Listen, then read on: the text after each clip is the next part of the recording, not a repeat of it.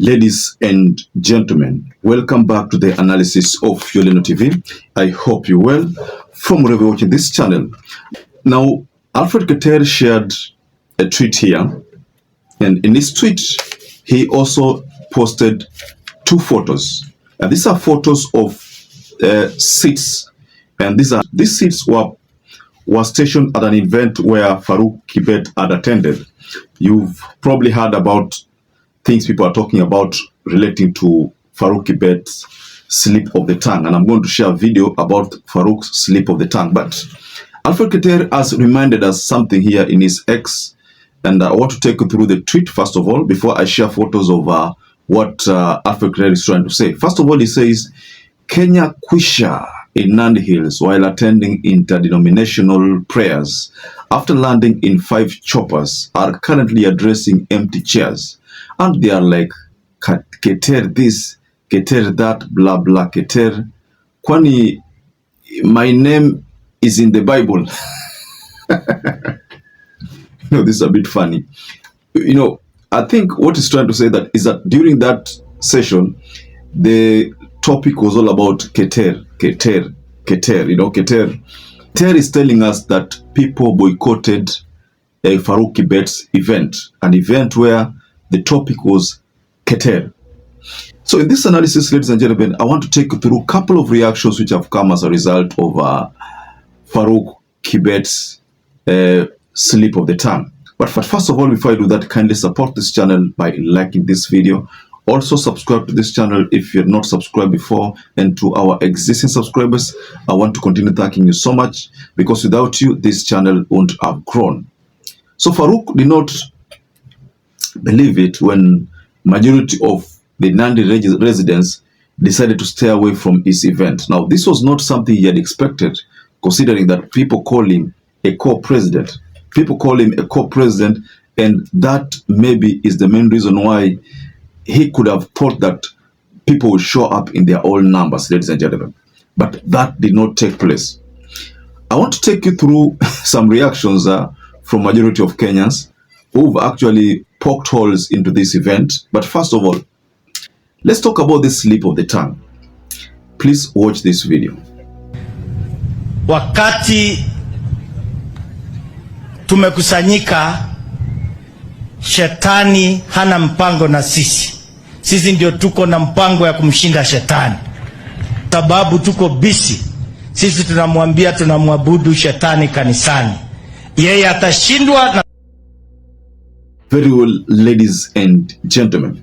Someone with the name Amchege, after noticing that is a huge mistake that came from Farouk Kibet, decided to post something. And let me take you through some of the reaction here.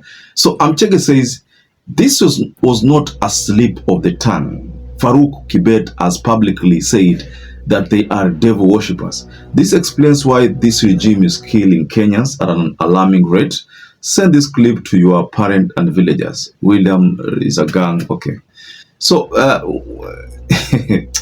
Alinur says something here, and he says, news reaching me from Rift Valley, they are that PA Farouk Kibet, MP Oscar Sudi and co went all out to an interdenominational prayer in their village with 5 choppers, only for residents to refuse praying with them. They were left talking with empty chairs.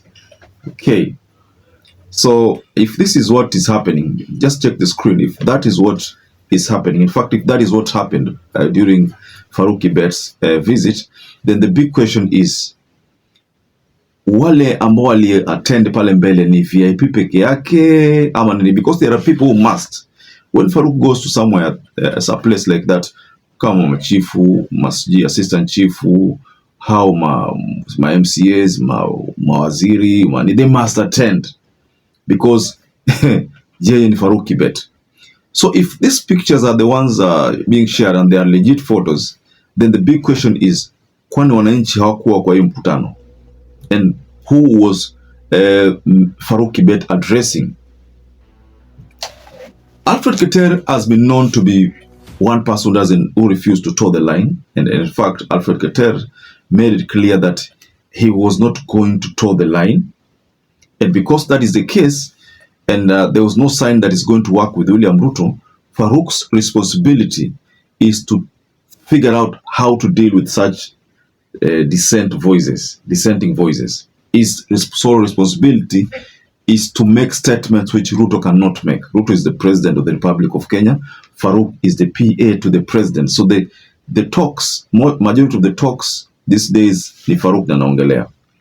If you look at the Farouk that we have now, and the Farouk that was there kitambo before Ruto became the president, there's a shift. Farouk has become more powerful now, King Alfred Keter.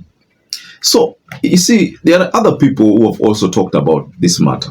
And it's good if I also take you through. There's someone by the name DP.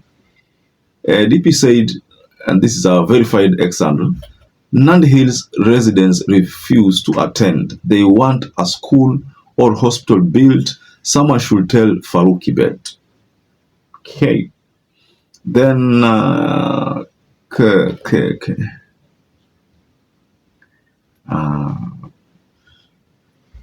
okay, this now from Farouk himself. Account says, arrived in Nandi Hills Stadium for the interdenominational church service and mega funding drive.